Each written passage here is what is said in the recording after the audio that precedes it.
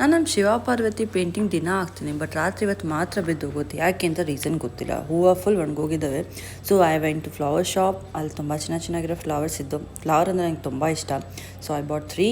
Always ನಾನು 3 ಫ್ಲವರ್ಸೇ ನಾನು ತೊಗೊಳೋದು, ಬಿಕಾಸ್ ಗೊತ್ತಿಲ್ಲ ಅದು ಯಾಕೊಂಡು ಗ್ಲಾಸಲ್ಲಿ 3 ಫ್ಲವರ್ಸ್ ಇಷ್ಟ ಆಗುತ್ತೆ.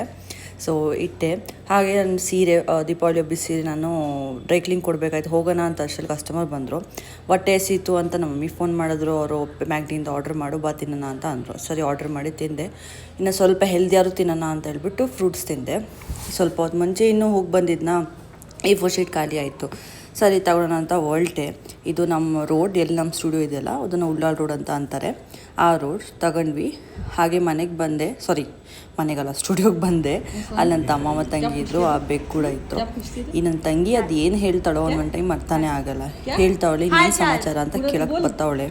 ಅದು ಯಾವ ಥರ ಹೇಳ್ತಾವಳೆ ಏನು ಕಥೆನೋ ಗೊತ್ತಿಲ್ಲ. ಸ್ಟುಡಿಯೋ ಕ್ಲೋಸ್ ಮಾಡಿ ಹಂಗೆ ತಟ್ಟೆ ಇಡ್ಲಿ ತಿನ್ನೋಣ, ಹಂಗೆ ಪುಳಿಯೋಗರೆ ತಿನ್ನೋಣ ಅಂತ ಹೊರಟೆ. ತಿಂದು ಮಲ್ಕೊಂಡೆ. ಅಷ್ಟೇ ಕತೆ.